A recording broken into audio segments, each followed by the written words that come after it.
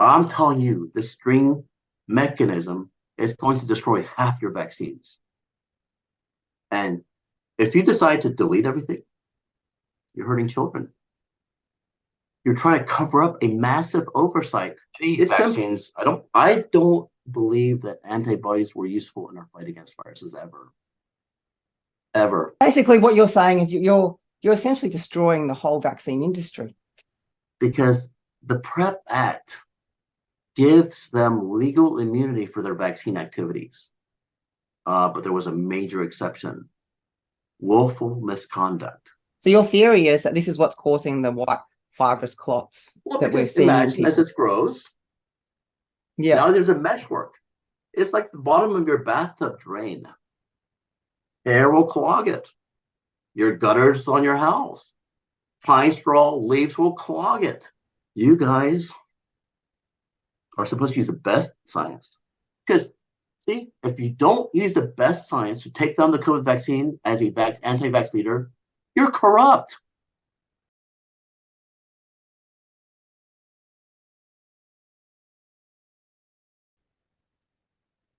Hey, welcome to Health Alliance Australia. My name is Jeannie Rose Anjuartha, and I'm here with Dr. Joe Lee. Health Alliance Australia is a leading Australian health advocacy organisation who are gravely concerned by the weaponisation of medicine for political power and the erosion of our sovereign human rights and freedom of choice. We are dedicated to honouring bodily autonomy and well-informed health choices.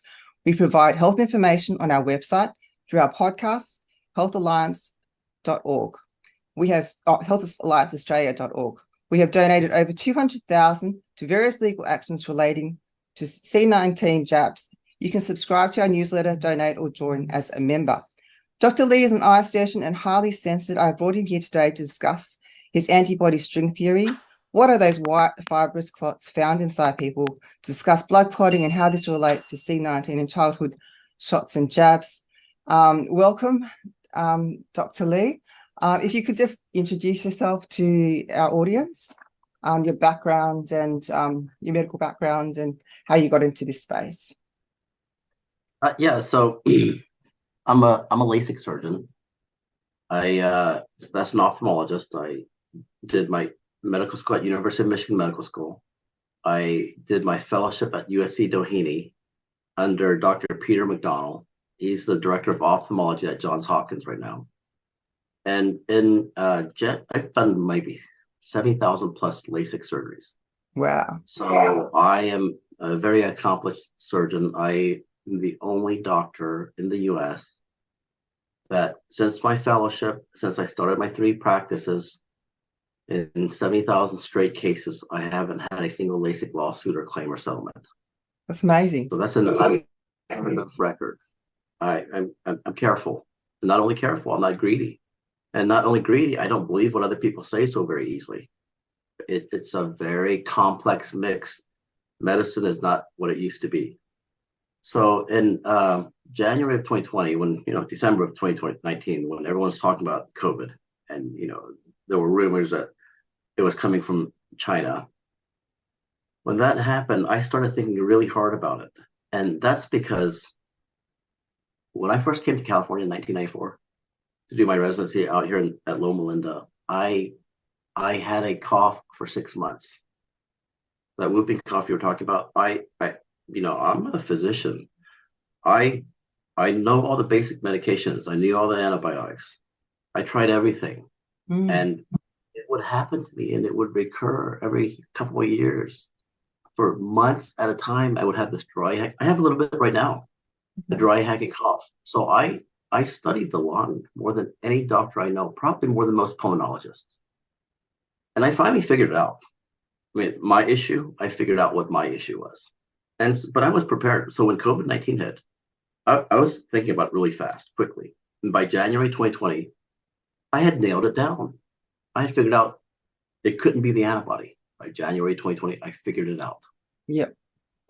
And, by March, I had told a lot of my friends. I got confidence. By May of 2020, I called up my mentor, who's the director of ophthalmology at Johns Hopkins.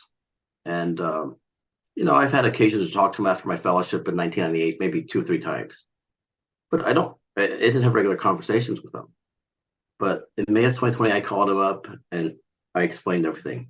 He sat silently and listened for 20 minutes. And then the first words out of his mouth were, Joe, I think you're going to be going to Stockholm. Now, it didn't even register to me at the time what all that meant. And we kept talking. And we've continued a dialogue for 3.5 years. Mm. And so what I explained to him at the time was, but I want to keep it basic. So as opposed to the chronological order of how I figured a lot of this stuff out, I want to tell the audience how I tell my patients. Yeah. Yes. Since I discovered this, I've been talking nonstop to my LASIK consults and patients and post-ops, practically over 90% of them. And this is the way I explain it. I say, think back to the year 2020. Did anyone in the US have a COVID-19 antibody? I don't remember anyone having a COVID-19 antibody. But 20 million of us in the US got COVID. Well, without a COVID antibody, how did we survive? Mm. Because it is the single biggest experiment in the history of mankind.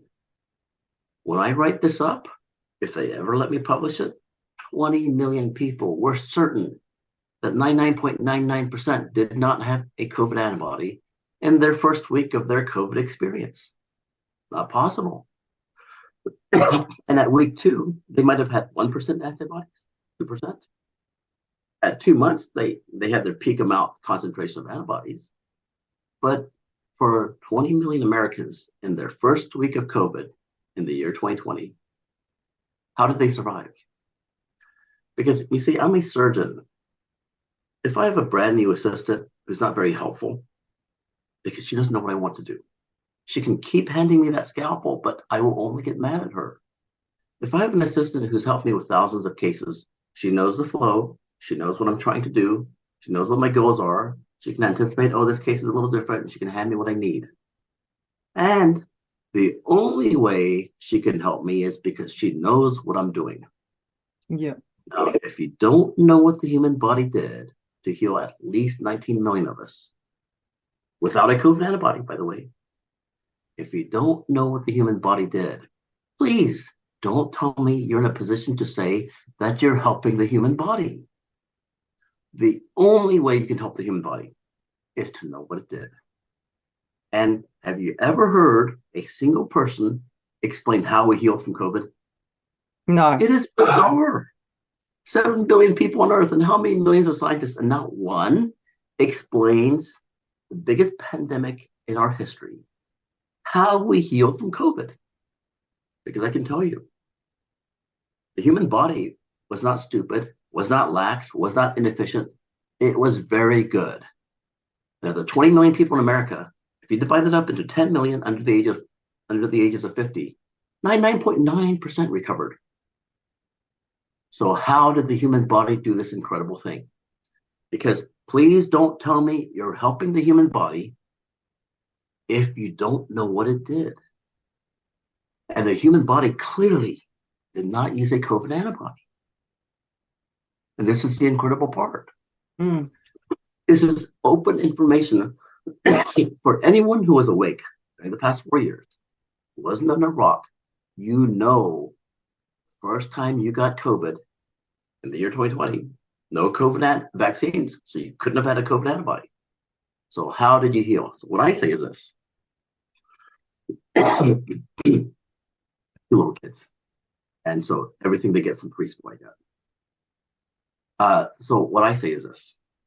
Here's a cell. Remember, the COVID virus, when it got me in the spring of 2020, it was able to infect as many of my lung cells as it wanted to because there were no COVID antibodies to block it. And yet I recovered fine. Now, once you acknowledge that once the virus infects the human cell, that RNA inside our cell, that viral RNA, is the enemy. So what should we do to the enemy? Let's not be nice. We should destroy it. Yeah. There's no other option.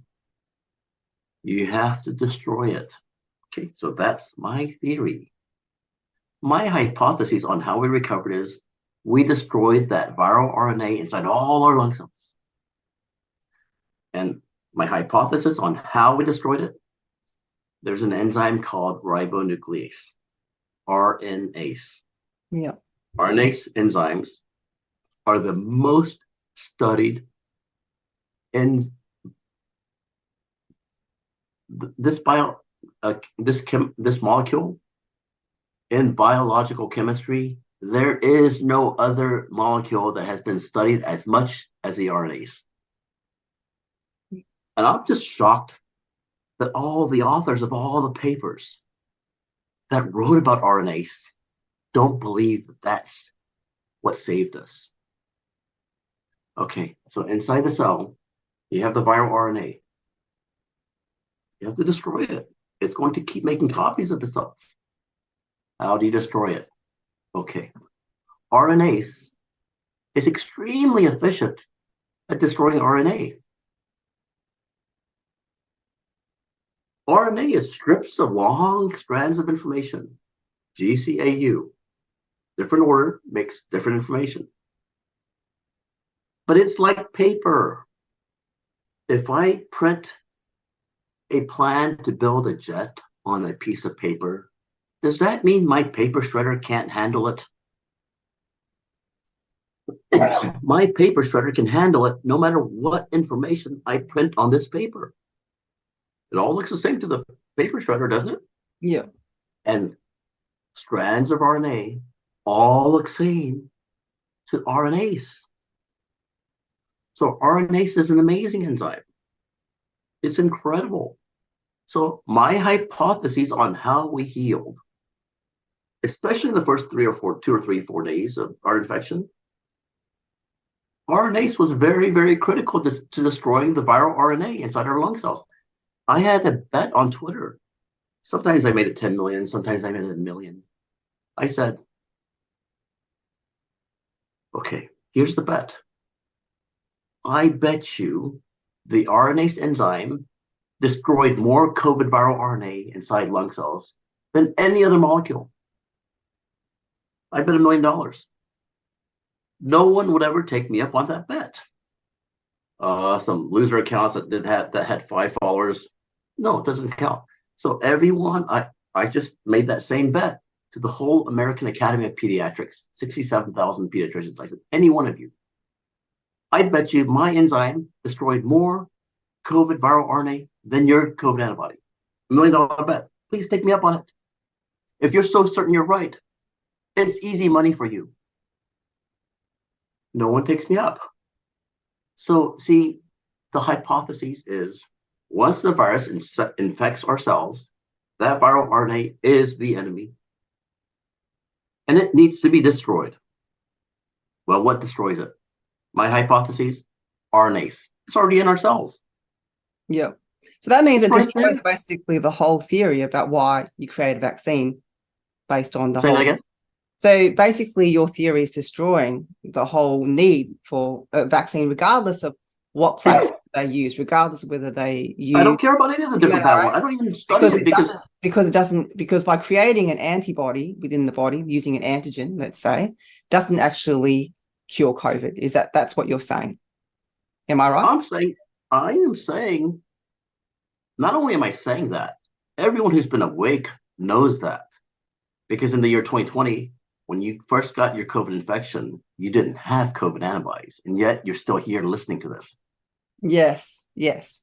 So your body was able to use, and so what allows people to make RNase enzyme in the body? What factors would help people?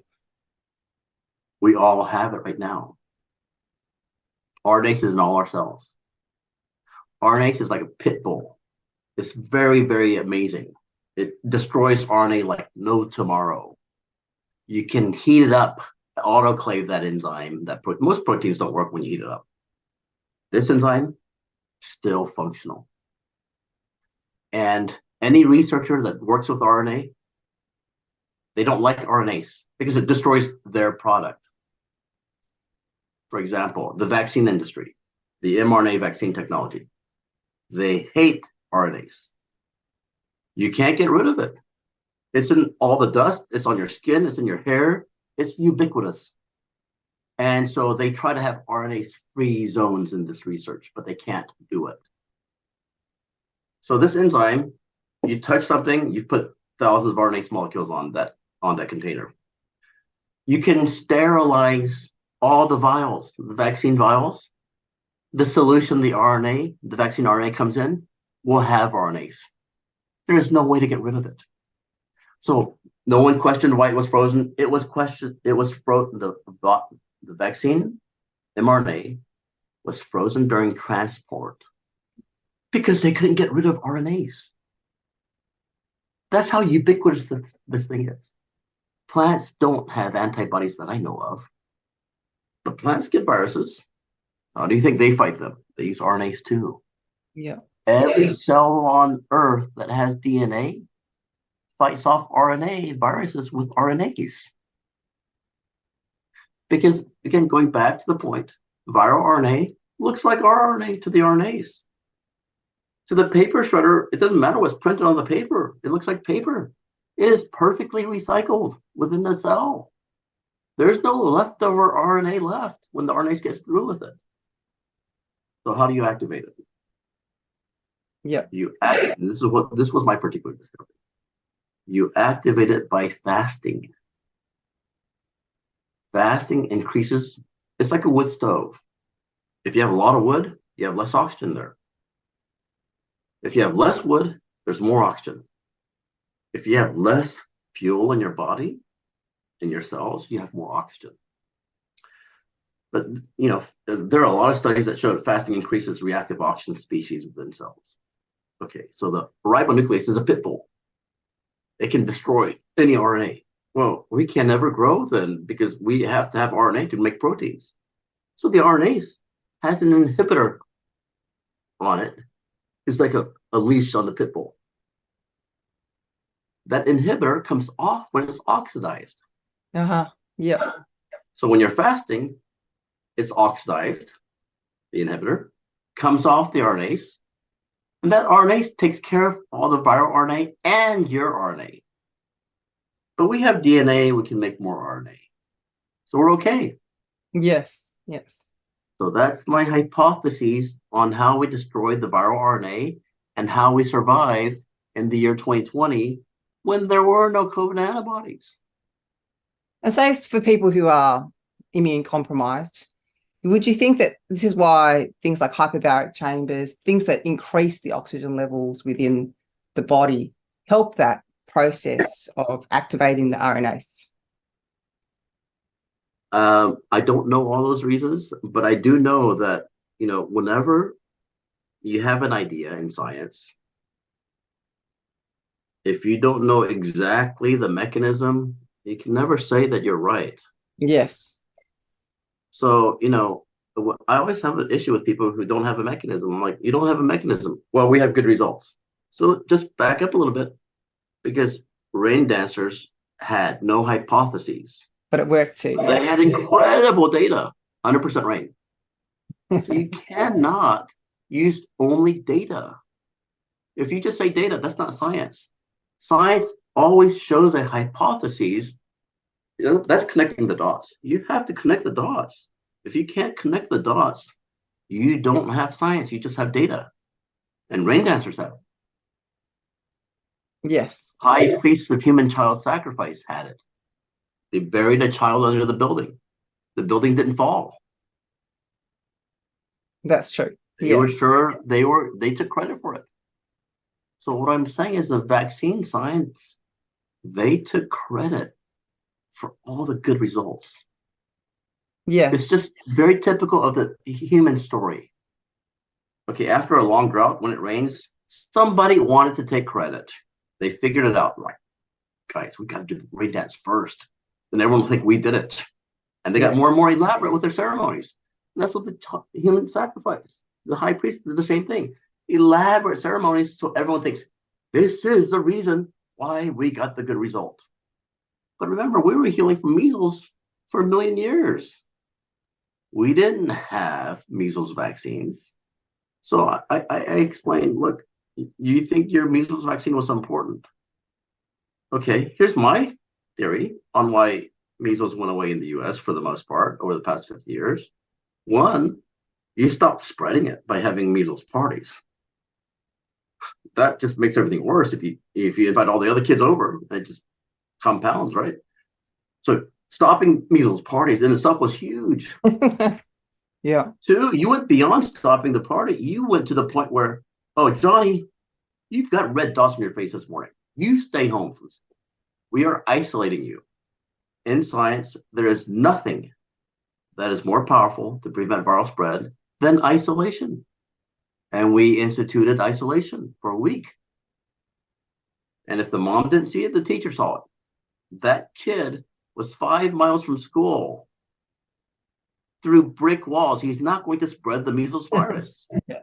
Now, the vaccine industry wants to take credit for it. I'm like, the way it works in science is, once I form a hypothesis this strong, visualization of red dots followed by isolation of the child. And my hypothesis actually uses incredible isolation.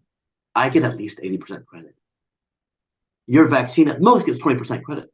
I think you get none, but at most 20%. So you got to stop trying to take credit for that crap. The only way you can defeat, and you can never take credit for it again. Once I have a hypothesis like this, you no longer get to take credit. You only can try to destroy my hypotheses by doing a research trial, which means take 1,000 children and blindfold the children and the parents. Because if the parent sees red dots, he can keep the child from school. Blindfold the teachers. Literally blindfold them. But really, we can't do that for 2 years, can we? Yeah. So we'll never be able to come up with a research trial to disprove my hypotheses, which includes isolation, which means you don't win. You can no longer take credit. At most, you get 20% credit. Because isolation is extremely powerful. Imagine if COVID had blue dots when you were infectious.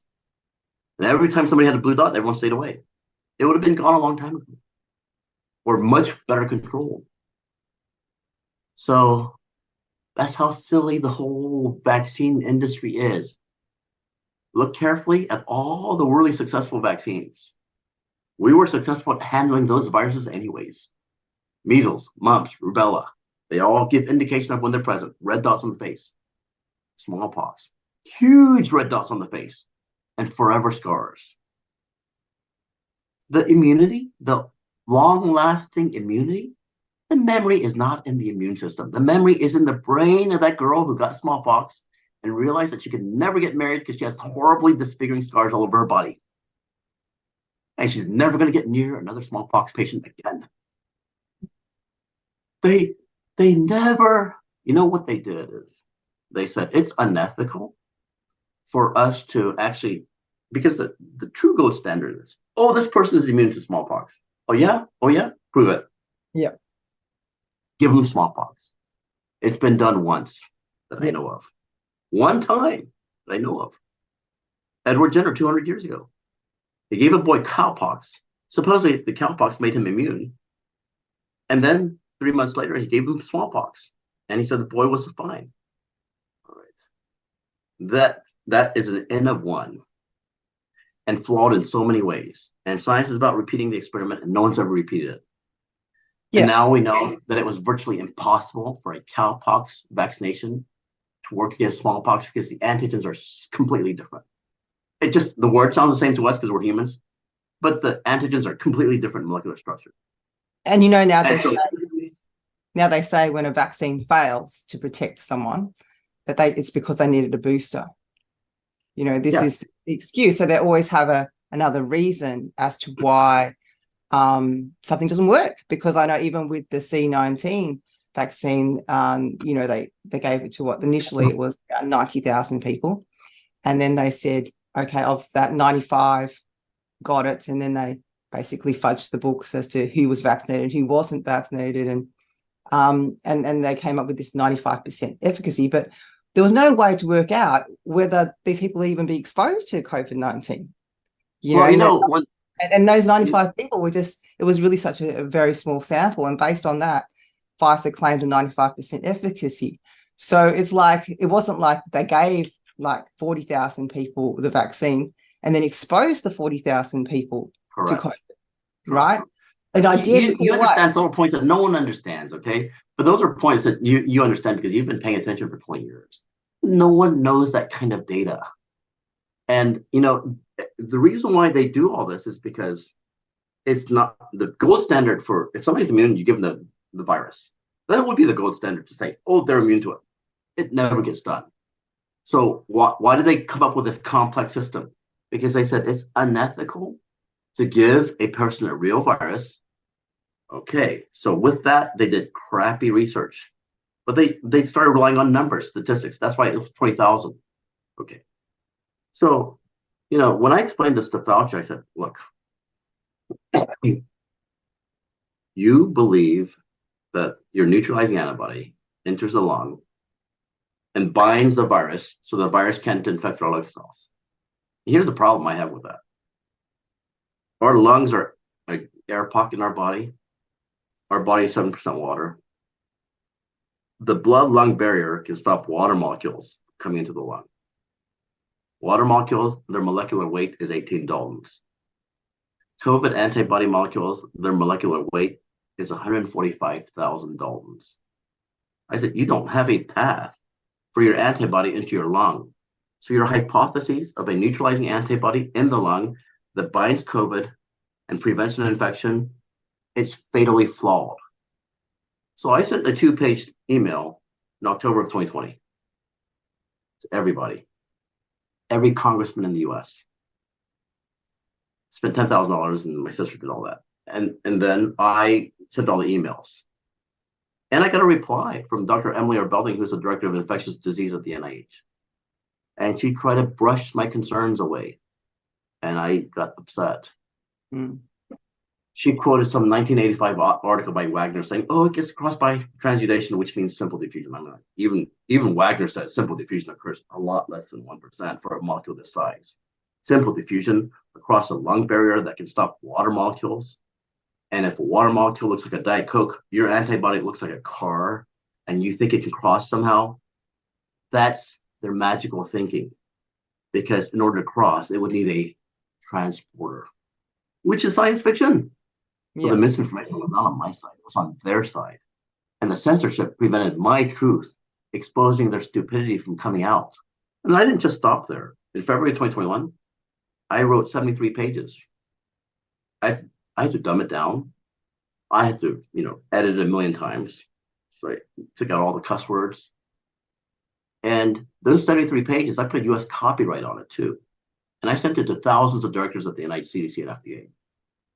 And I said, it doesn't matter if you want to think that if you want to pretend that the COVID vaccine works by some other weird way, not the neutralizing antibody in the lung, you can say that to me. You can write it out. That's fine. But you have to resubmit for another approval because this EUA for this COVID vaccine was based on a neutralizing antibody concept. And even Dr. Emily R. Belding felt the need to justify that. So if you want to say it works some other way, fine, say it. And I told them, I'll explain to you how it works. I know why it looked like it worked. It looked like it worked because COVID vaccines give you muscle aches. Flu vaccines give you muscle aches. Why? Because your body responds to that strange foreign material and pumps out chemokines, interleukins, interferon, which is antiviral. Your body is producing a medication called interferon, which is antiviral in a million papers. So what you should have done, I explained this to Fauci, this was back in February 2021 when anti-vax leaders were still taking their vaccines. I knew all this. So I said, Fauci, you think your vaccine worked via a neutralizing antibody that I show can't ever get into the lung. You've got a big problem. I'll tell you, but I don't think you all lied.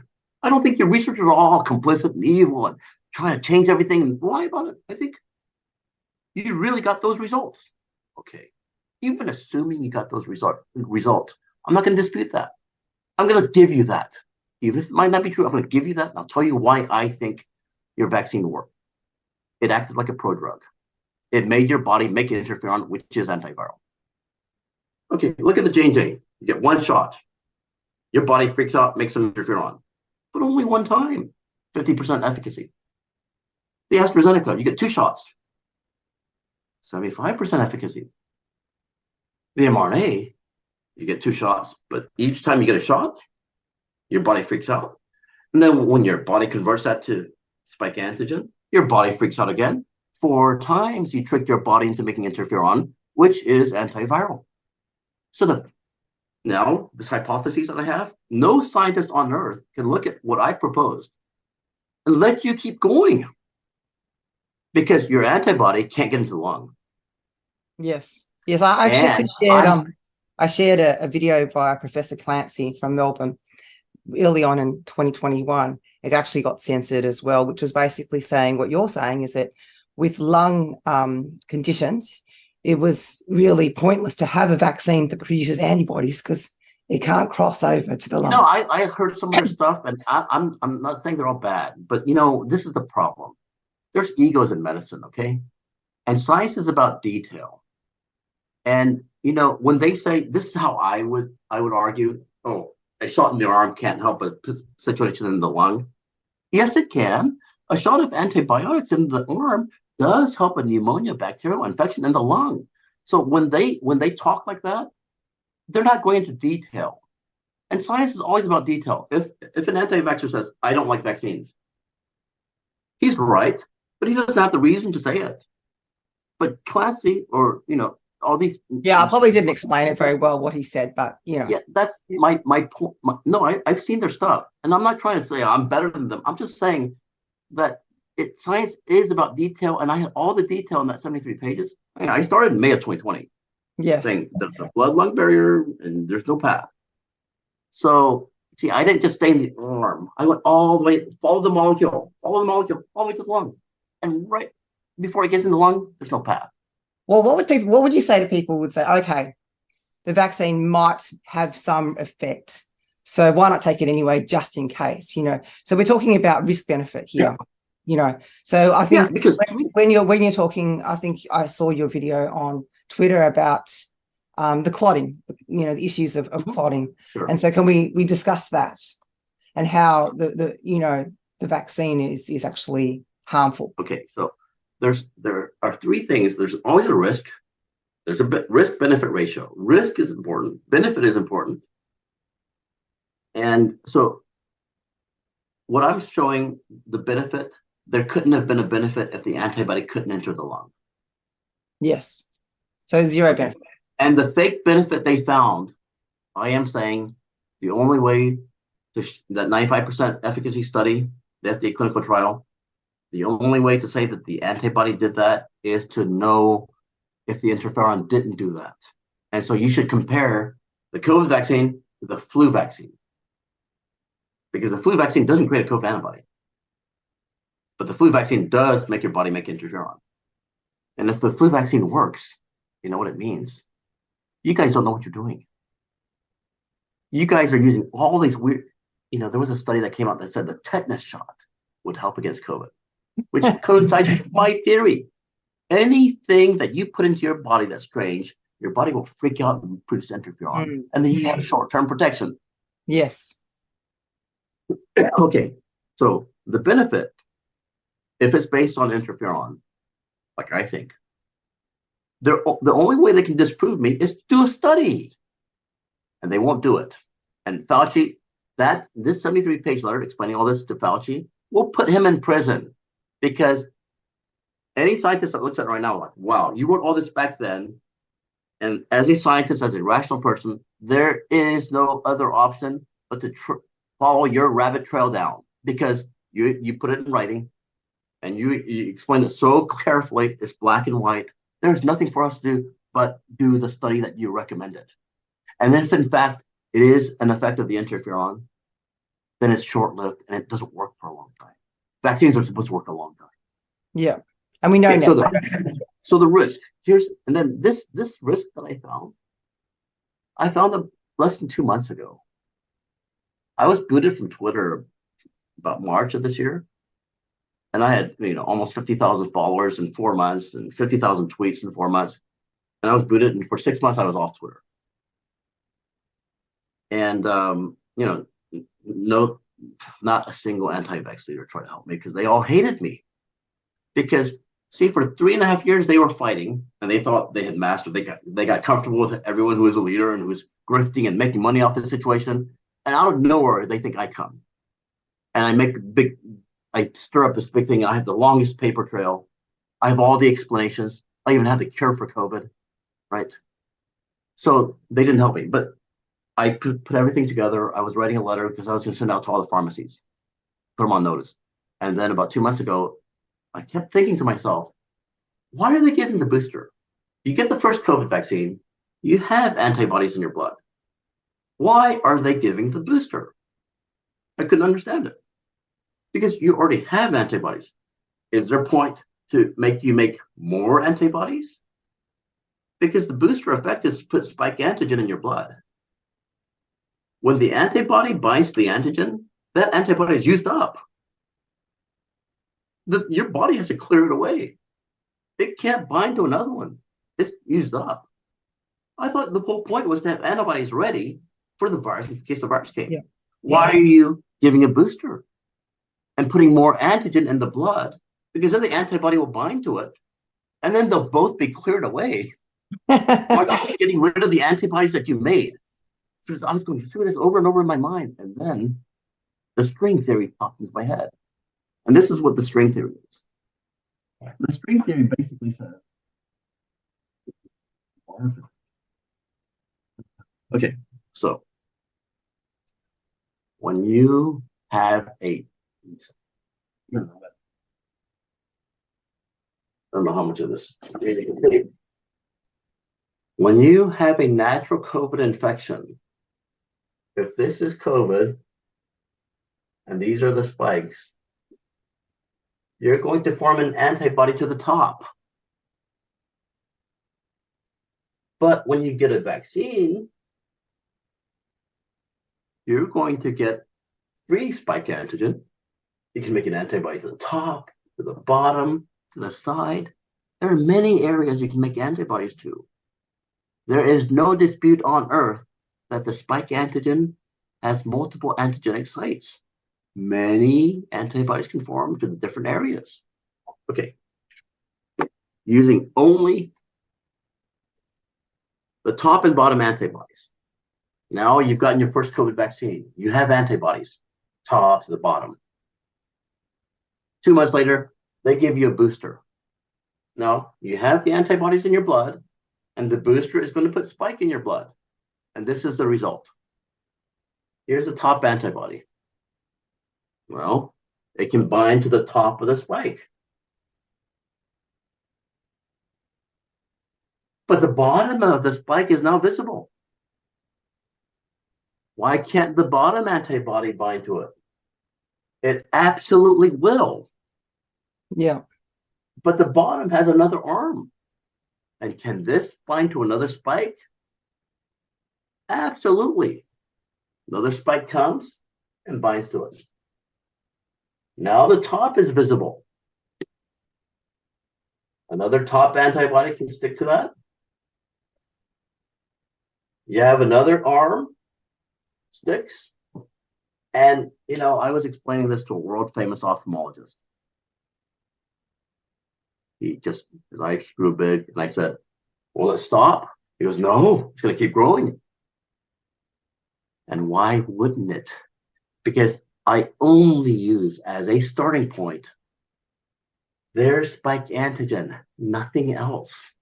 I don't have weird chemicals, preservatives, mercury, SC40. I have nothing, no contamination. I only start from their spike. So there's nothing for them to have to acknowledge. I start the same place they start. The pro-vaccine site starts with the antigen. I start with the antigen. The pro-vaccines admits that antibodies form. I admit it. Will a pro-vaccine scientist ever say that this arm won't bind to a spike? They can't say that. I only use their best science. I start with their spike antigen. And I only use their antibodies and the fact that their antibodies will stick to their antigen. Nothing else. And I go further. I say, your antibody to the spike. What are the chances it's going to bind to a virus in the blood? 1 in a billion, 1 in a million, 1 in 100,000? It's not even 1 in 10,000. What are the chances it's going to bind to the spike that's in the blood from your vaccine? Guaranteed? So this chain of alternating antibodies glued together by your spike antigen, this is the main effect. And they want me to prove this? I don't have to. Why do I not have to? They never showed their antibody binding to a virus inside a patient's blood. Only in the lab. Yes. Why do I have to show this binding in the patient's blood? I'm just saying your antibody will stick to your antigen. There is no argument for that. So your theory is that this is what's causing the white fibrous clots that we're seeing. Imagine as this grows, now there's a meshwork. It's like the bottom of your bathtub drain. Air will clog it. Your gutters on your house, pine straw leaves will clog it. And that's why we're seeing, like when you look at the data, the death or the reaction rate is much higher with every shot, especially the booster shot. Because if they have a significant amount of antibodies in their blood and you give them a lot of antigen, this will keep happening until one or the other is used up. So, there are clearance mechanisms for if there's an immune complex and something only like this exists, this can be cleared by the blood. But long chains cannot be cleared so easily. And then if in this meshwork a platelet gets stuck in here, platelets are activated by the Fc region. So you have tangled meshworks of antibodies, strings of antibodies. A platelet gets trapped in there. Platelets have Fc receptors. Antibodies have Fc regions. And all these antibodies, Fc regions, can activate the platelet's Fc receptors, and then the platelet initiates coagulation. Fibrinogen to fibrin. And then you've got antibodies, chains of antibodies, platelets, red blood cells stuck in there. Fibrinogen converting to fibrin. And you've got this massive clot. And so then why doesn't it happen to everyone? And this is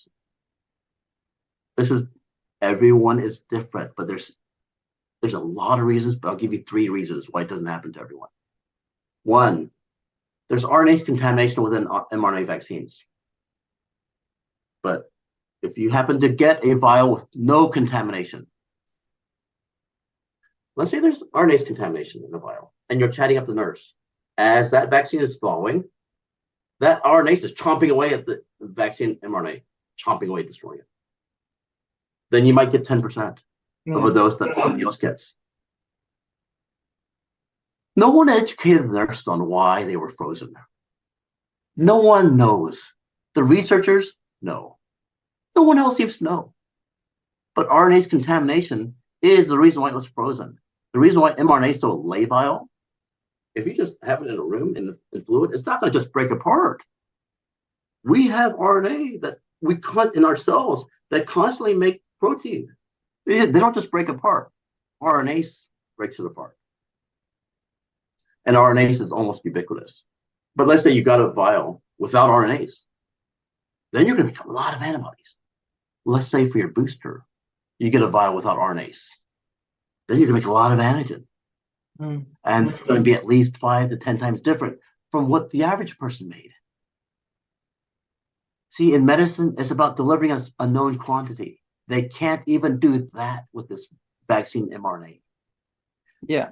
The moment you try to confirm whether there's RNase contamination or not in a vial, you can no longer use that vial. It's very tricky. A few molecules can just destroy a sample. Mm.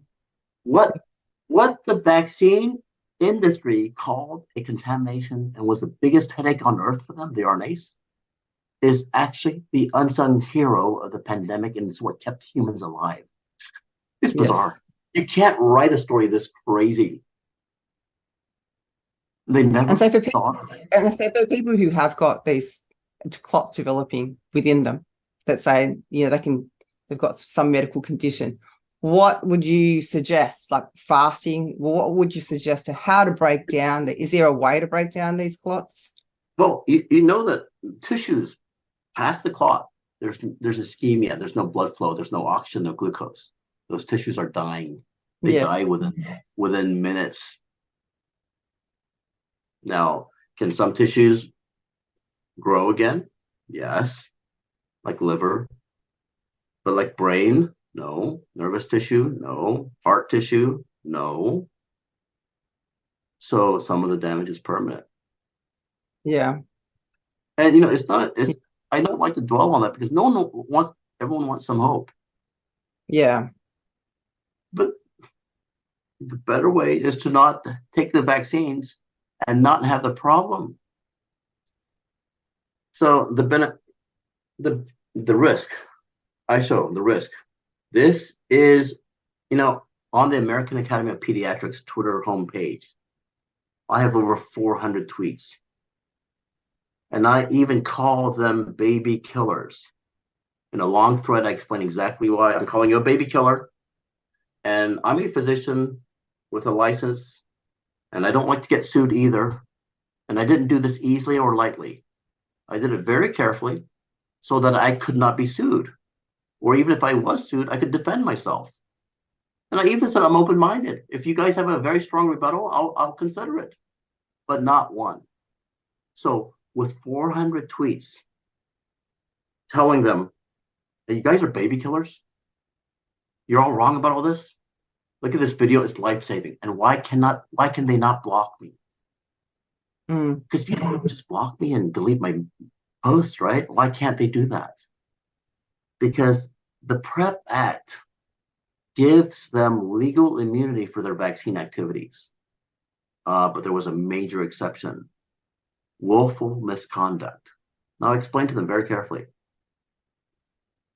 Willful conduct means that if I give you life-saving information for children, and clearly this issue is not going to go away, I'm telling you the string mechanism is going to destroy half your vaccines. And if you decide to delete everything, you're hurting children. You're trying to cover up a massive oversight. It's simple. But none of you guys looked at this or thought about this in 200 years. And it's because you're talking about all the vaccine, like your childhood vaccines as well. We're not just talking COVID-19, because I know the whole thing has been that the COVID-19 is different because it's a genetic therapy. And where you're actually saying, just to clear to the audience, that this is a mechanism, regardless of how the body produces this antigen or you know, antibodies within the body. Then it doesn't matter the delivery method or how the body, you know, but what type of vaccine is being used, whether it's a genetic modification, you know, vaccine, or whether it's a traditional protein-based one. Your theory is what you're saying? Criteria. The antigen, if it's too big, let's say it's too big, then this other arm can't stick to another molecule. So viruses, they're too big. So the viruses, when the antigen is too big, it can't act as glue between different antibody molecules.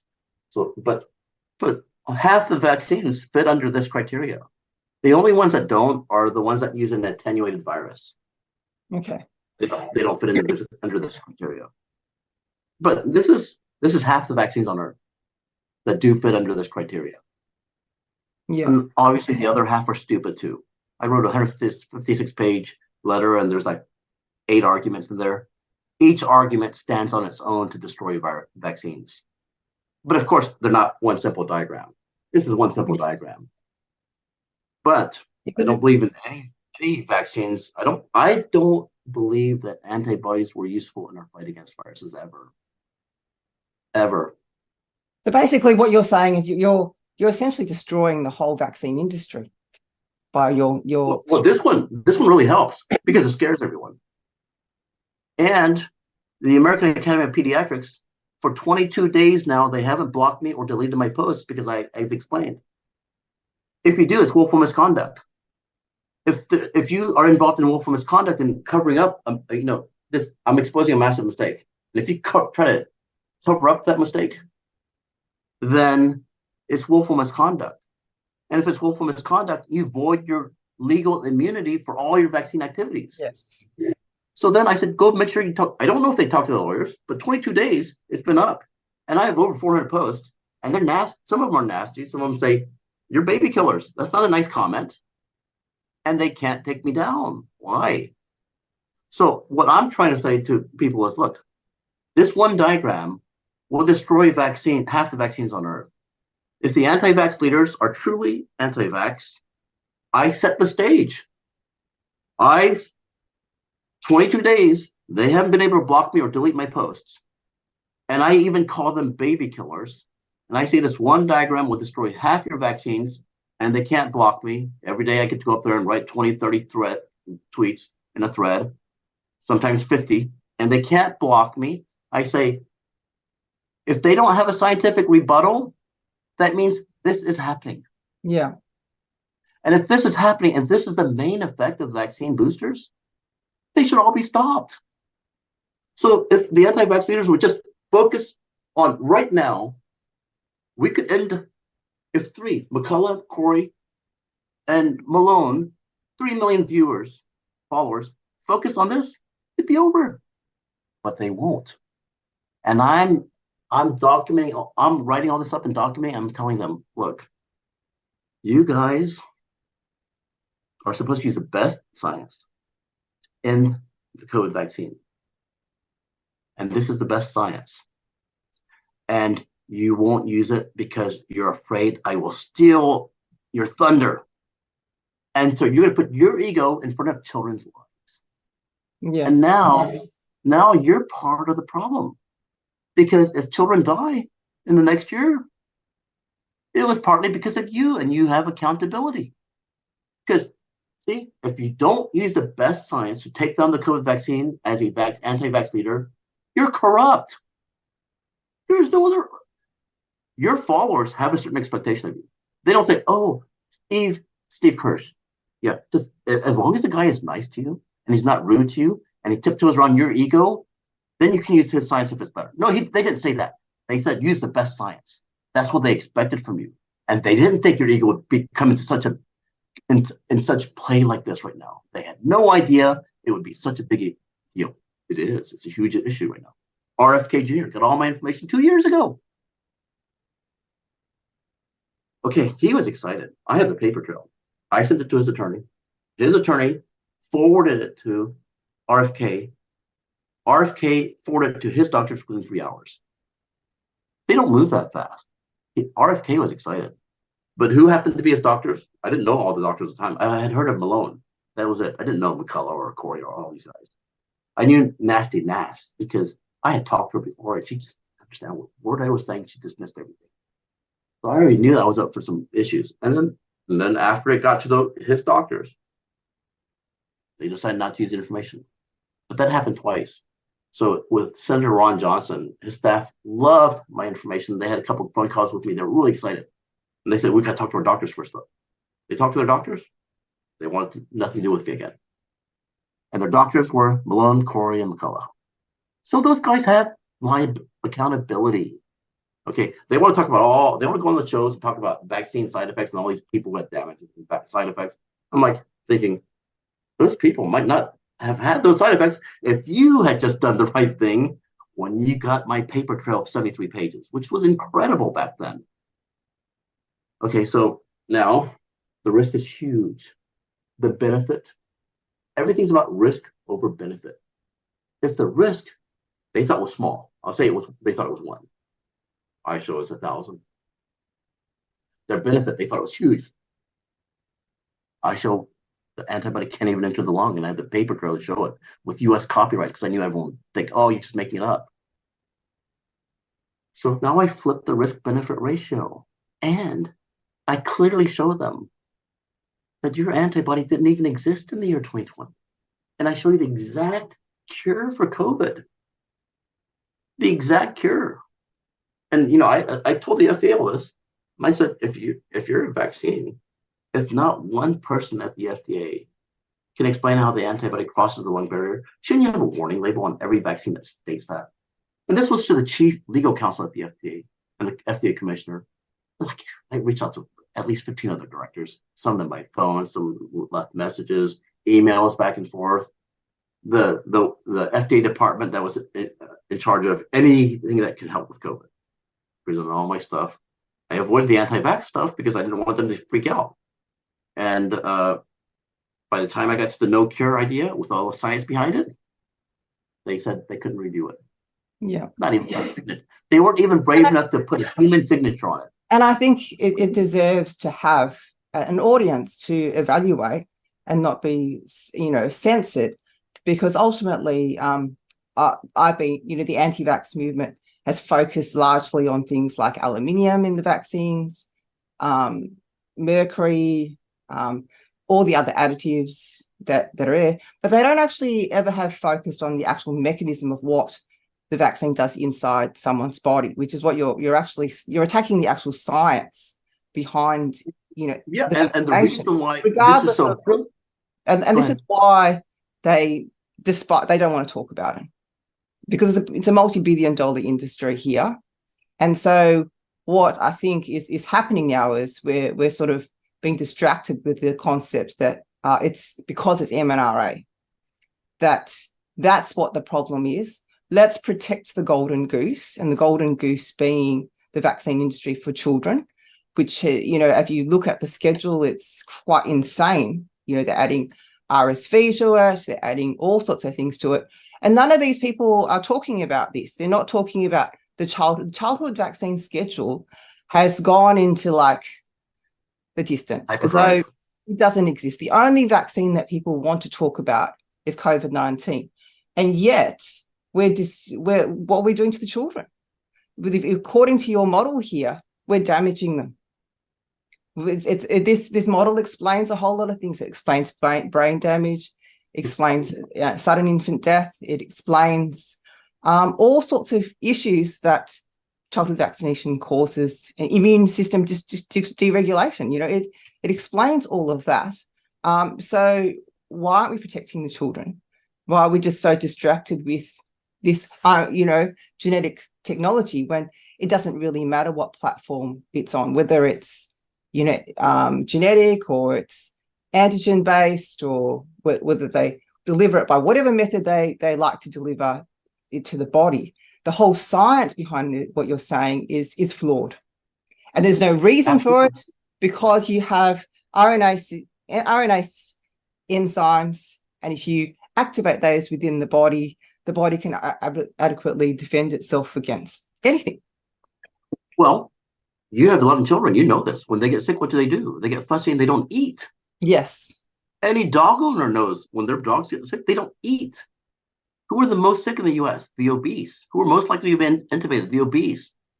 Why were men more affected than women? Women were often dieting, which is a kind of fasting, and some more of your RNase enzymes are active at any given time.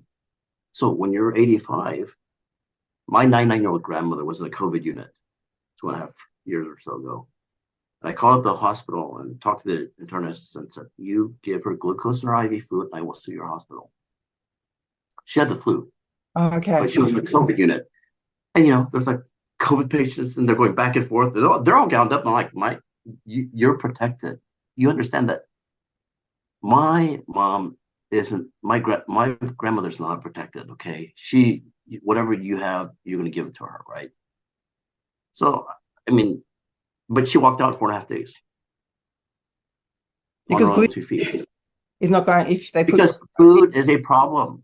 it will, Because see, in the history of our evolution, there were many times when we didn't have food for days and weeks. If we're all going to die when we don't have food for 3 days, we wouldn't be here. Our body has this amazing way of reducing growth. Okay, one cell, 70% is protein. Dry weight of cell, 70% is protein. If you can't make protein, this cell cannot divide and make another cell. So when you're not eating, this cell stops making protein. The best, fastest, most efficient way not to make protein is to not have RNA. okay. So the RNase goes and destroys all the RNA, and then you're not making protein. That cell's not going to die right away. We can go for 4 weeks without food. Yes. So it just so happens that this amazing mechanism that kicks in when you're not eating, it kicks in pretty quickly within 4 or 6 to 8 hours. 8 hours, it definitely starts kicking in. This system that we have is also the system that controls viruses. It's It amazing. overlaps. And why wouldn't we use it? So when they say I don't have peer-reviewed studies, I say, well, one, none of your editors would ever take a single comment from me. I battled the New England Journal of Medicine chief editor for a long time. And I have all the emails to back it up to show he's a freaking idiot. Okay. When I bring an issue as big as your antibody can't get into your lung, it needs to have stopped it. You know, my mentor was the director of Alpha at Hopkins. He's like, I can't believe it, Joe. Cannot believe these people. I can't believe their lack of open-mindedness. You know, we talked for 3.5 years, and there were times when he would tell me, I have Zoom meetings with all the directors of medicine at Hopkins, and you make more sense. Because I did. Because their paradigm was wrong. It has nothing to do with antibodies. The belief that antibodies are useful in our fight against viruses is a silly, silly, silly thing. But they assumed this a long time ago, and it just stuck. But it wasn't ever used. I think there was a book. I think I can't remember who it was. I think it might be Dissolving Illusions, and she was saying that there were certain children that don't make antibodies towards measles, and yet when after they've had the measles, they can still they don't have it again. So that there are other mechanisms at play within the body that aren't antibody related. But our whole vaccine science is actually based on this idea that if you inject something into you to produce an antibody, that thereafter you are protected. This is, you know, I go over this issue with a lot of people. I say they're talking about training you. So I say, let's look at a 70-year-old who had no training for 70 years. Tom Hanks got COVID in the year 2020. Had no training of any sort for COVID-19. And he survived fine. But your amazing vaccine, which gives you the most superb training, within a year, it doesn't work. Yeah. But 7 years of no training for Tom Hanks. And he did fine. And then I take the other extreme, a 6-month-old infant with a mother that didn't have COVID or anything, gets COVID, never faced the enemy, no training of any sort, makes less than 10% of antibodies by concentration compared to an adult anyways. And the infant wipes out 10 billion viruses from his body in a week. See, this is what I have, you know, when you have if you see a 1-year-old baby ride a bike, you've got to be stunned and impressed. And if that baby is riding a bike and juggling at the same time, your next thought should not be, I need to teach that baby how to ride a bike. So the human infant did something more incredible. It wiped out 10 billion viruses from his body and had never seen it before, never seen the enemy. You've got to be amazed at that. Your next thought should not be, I really need to train this baby to do better. 7 days is too long. I got to make him do it in 2 days. That's not your next thought. But this is how stupid the vaccinologists are. I mean, I don't know how many arguments I've come up with, because I always think, you know, they're damn good arguments, but they just weasel and they don't want to acknowledge anything, because because they have their money in this vaccine cookie jar. They need to keep making the money. Yeah. So my mentor told me, Joe, paradigm shifts in medicine, they occur one funeral at a time, because doctors are making money off that paradigm aren't going to let go so easily. Yeah. Now, this is weird because this is such a black and white stark fact, and there's no acknowledgement needed on their part. I use only their antigen as a starting point. I don't use SV40, cancer-causing ingredients, contamination, nothing but their starting point and their best science, that the antibody sticks to the antigen, nothing else. Yeah. So that's why they're in trouble. That's why, see, I mean, they have all three sorts of people have weird arguments. They're just pushing their arguments. I'm like, but the other side has to acknowledge you. In this one, there's nothing to be acknowledged by them. I'm saying your antibody is formed. Your antibody will stick to your antigen. Yeah. And then now, will your antibody have another arm? And will this stick to another antigen? I don't have the models, but yes, it will. The only answer is yes. Yeah. And it So that's why explains, it really does explain the whole white clotting through the veins and everything, because, and what they're finding in, morticians are finding in people. And even some people who are getting blood drawn are finding that they've got these stringy things in them. They've had to pull them out. If you remember in the early 19th century, the number one killer for children in the early 19th century was rheumatic fever. How did rheumatic fever kill children? When you got repeated bouts of strep throat, you kept making antibodies to the strep bacteria. Okay. And all those antibodies that you made thickened blood. And if you have sludge going through a pump and pipe system, ask any engineer. The most damage is to the valve of the pump. You're going to have a little bit of extra wear and tear on all the pipes too. But the biggest, the brunt of the damage will be to the valve of the pump. And that's why, when they talk about rheumatic fever, and they said, oh, we found it. It's the antibody that likes to stick to the valve. I don't think that's why the valve was broken. I think the valve was broken because antibodies are large. Albumin is really small. It's not really small. It's 50,000 Daltons. But if you put albumin in water, it makes it slimy. Our blood has a lot of albumin in it. IgG antibodies are 150,000, 145,000 Daltons, 3 times bigger than albumin.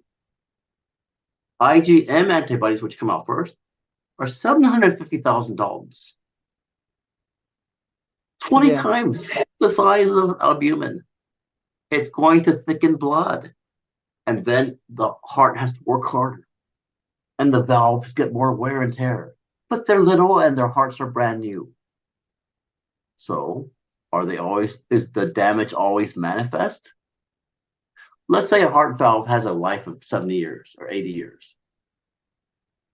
Will you want to use up 30 years of that lifespan using all these vaccines, producing IgM antibodies? Why would you do that? Why would you do that? Yeah. So it would have to be 40 years, right? No, none of this will be studied later because you know what? The light bulb will go on and people are, oh my God, it was a false positive. Yes, it was a false positive, meaning if you think antibodies are useful against viruses because you found an antibody against a virus in the blood, so you think it's useful because you found it. Okay. I find antibodies against HIV. Do I consider that useful? No. I find antibodies against our joints. Do we consider that useful? No. I find antibodies against strep throat, which was a number one killer for children. Do we say that's useful? No. So just because you find an antibody against a virus, you cannot assume that it was useful. Yes. Backing up. In science, it's always about numbers, statistics, your field. I say it's true. You found it. I say it's not important though, because if you're living on a farmhouse with 300 cats and you never see mice, and one day you put out a mouse trap and you catch one mouse, you're going to assume that because of that one mouse trap, you don't have mice? That's the reasoning. So it's incredibly complex false positives? Because they actually found it. They're so impressed with themselves. Remember when it started 200 years ago, we didn't know shit. And for them to find this, they were so impressed with themselves. They had to believe that it was useful. No, it was a side effect. Because the moment you decide that an antibody is a medication that evolution made for us, the moment you decide it's useful against bacteria, then it can't be useful against viruses. Why? Humans, we can't make a medicine against a bacteria that works against a virus. Why? Because they're such utterly different enemies. It's like calling 911 for ants or termites. No, you call the orchid man. And when you have a burglar, you don't call the orchid man, you call the cops. When they're completely different enemies, your strategy is not going to be the same. It's not going to be antibodies. So, do antibodies form? Let's say, like they've got, how they've got 200 vaccines on the pipeline for everyone, and let's say they go along and they get these approved and they stick all these injections into people and everyone's producing antibodies in their blood for literally everything. The blood would be incredibly sticky. I mean, wouldn't it? I mean, you've got, yes, and essentially you've basically booby trapped your own body, yes, instead of allowing the natural RNase to decide as a shredder to kill whatever it has to and in whatever comes along.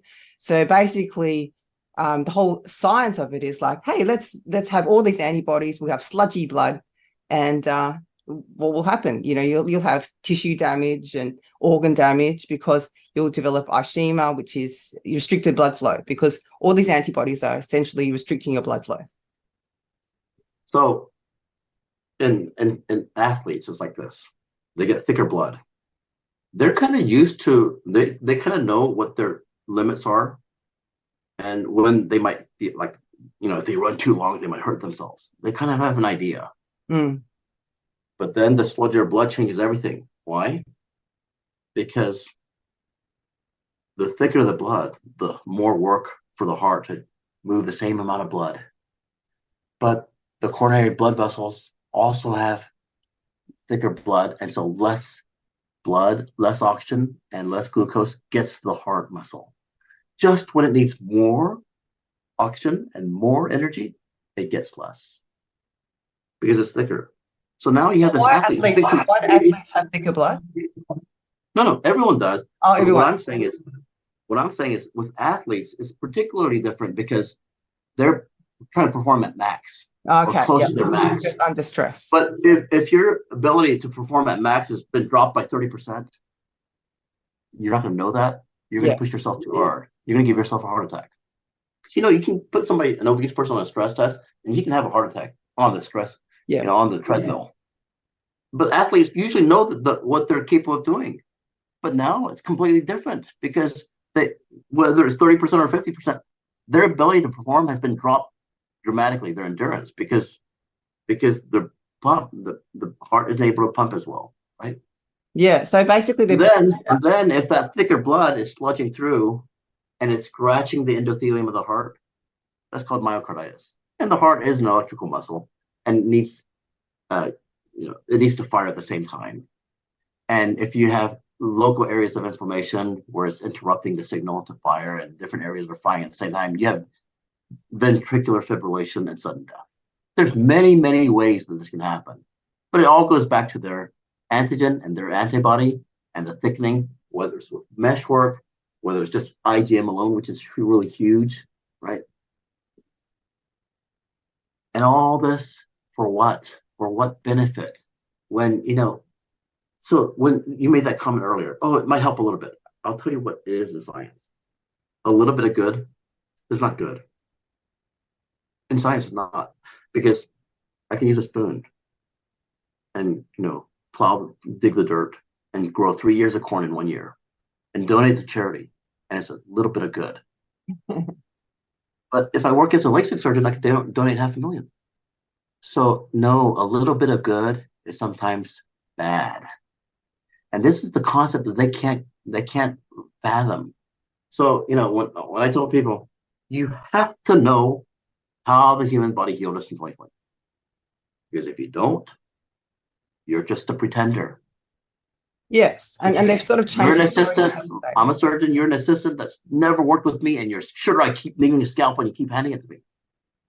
The human body healed 20 million of us, 19 million of us in the year 2020 without a COVID antibody in sight.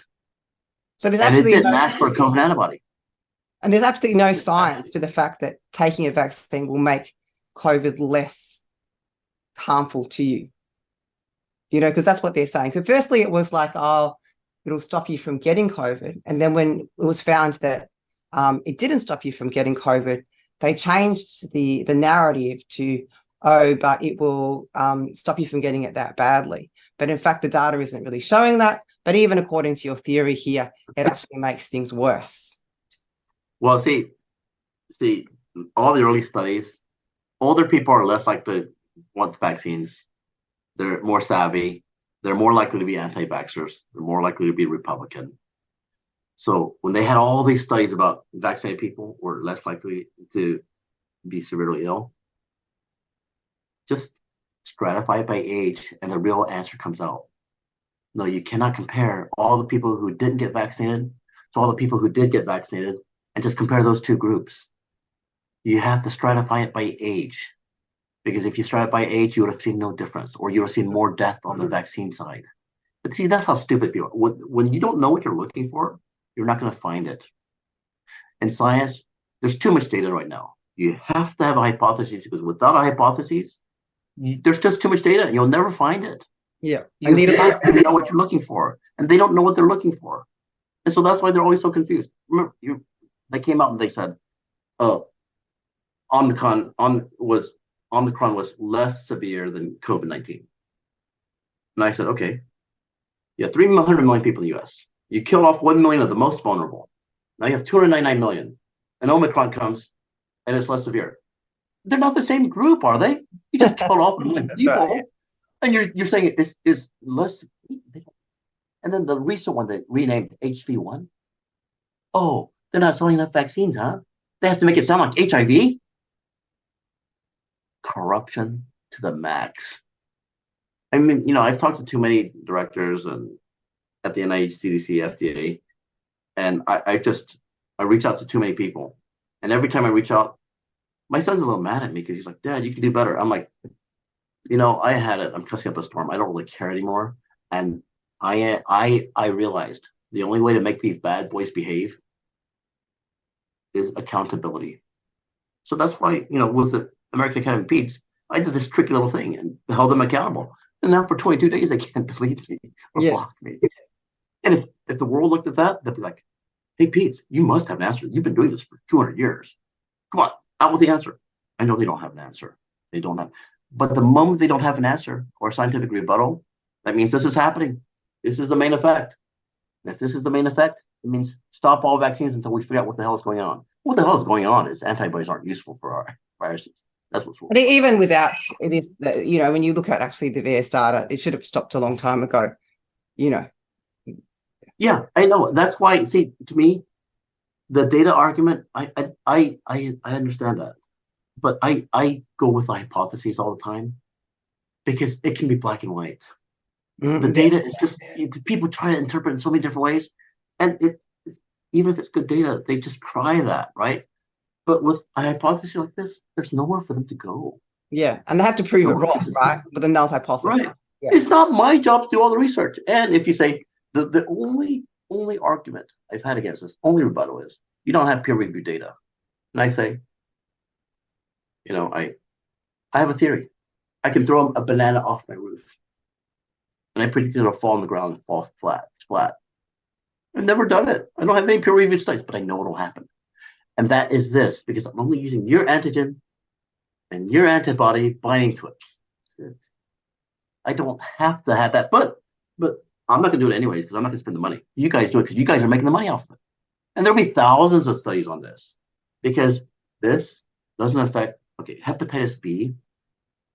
The liver cells, when they're infected, they produce tons of surface antigen. Sometimes it's not the intact, most of the times it's not the intact virus particle. It's just a lot of hepatitis B surface antigen. Same thing can happen.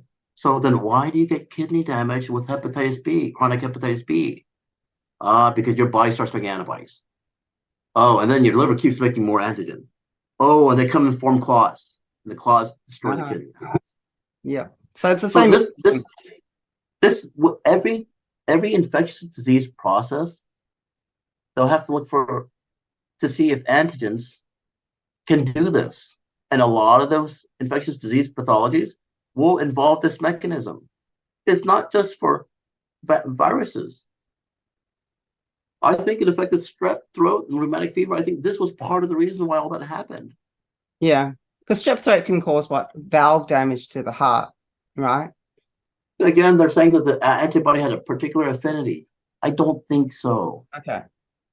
I think it's just the wear and tear. From But of course, the blood getting thicker. Yeah, yeah. Yeah, once the valve is damaged, and it's scratched, then of course there's going to be inflammation. You can say, oh, the antibodies are all sticking. Well, that was after all the damage, right? Yeah. And that took us 50 years or more to figure out that connection. And that was one antibody that wreaked havoc on humanity. And now the COVID antibody is doing the same thing. Yes. And so when they want to pretend that, oh, antibodies are so safe, you look at all the failed vaccine studies, everything involves platelets. Well, why?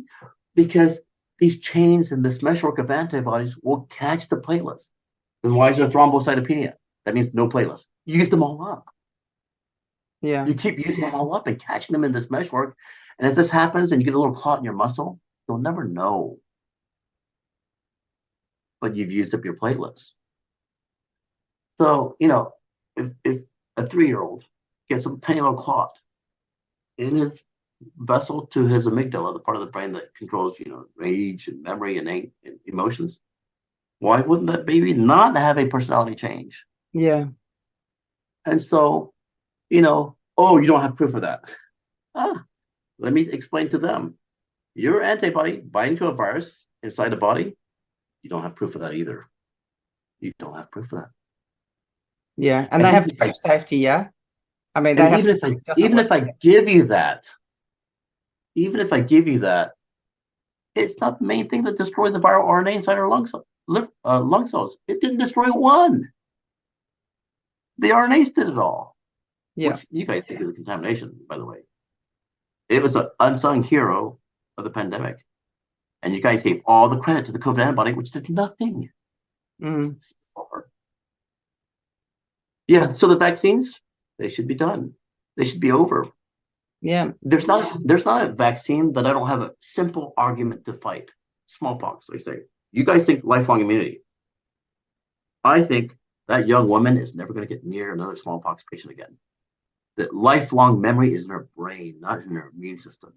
Well, then why do some of them produce smallpox antibodies 10 years later? I'll tell you why. Because smallpox is a DNA virus, just like hepatitis.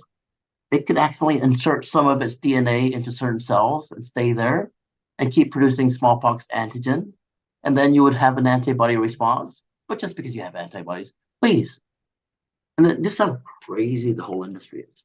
You get the COVID vaccine. A year later, you need to be boosted. Okay, what did you have about a year later? Let me explain to you what you had. The half-life of an IgG antibody is 4 to 6 weeks. So 3 months after your vaccine, you're at your peak.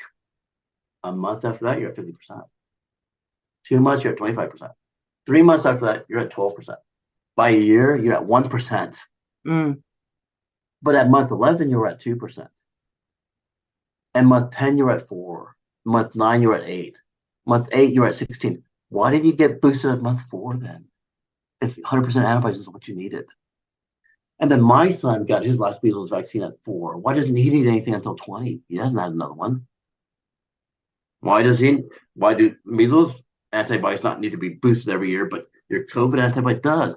Nothing that they say makes sense. And their paradigm is broken. The antibody was never what helped us overcome viruses. They picked all the easy viruses that we can handle. Flu's not that bad. COVID's not that bad. Measles, mumps, rubella. Does it work against HIV? Does it work against encephalitis? No. Yeah. They were like the rain dancers. A long drought and rain is very much appreciated. If you get measles and you recover, somebody wants to take credit for that. They took credit, but they had nothing to do with it. No, yeah. And then look, the paradigm is very much indoctrinated into society as well. We all It understand. is. And so And it wasn't easy. This journey wasn't easy for me either.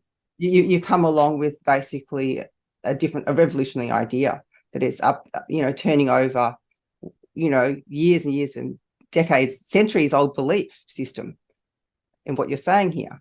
And I guess this is very difficult for people to accept that they've been wrong, that they're wrong in their understanding of how the body works and how vaccines work or help or don't work, essentially. So I think we will finish it there unless you have anything else to add. That's good. It was really good. Thanks everyone for watching. Remember to subscribe to our YouTube channel. Thank you, Dr. Lee, for sharing your knowledge with us. It was absolutely amazing episode. We'll put links to Dr. Lee's social media and Substack on our website and in the description. Please share it widely. You can visit healthallianceaustralia.org website to subscribe, stay in touch, join as a member, support our work. We have other podcasts and articles published and are also active on LinkedIn. If you have any questions relating to today's podcasts, please feel free to email them through to our website. Thank you very much, everyone. Thank you. Okay.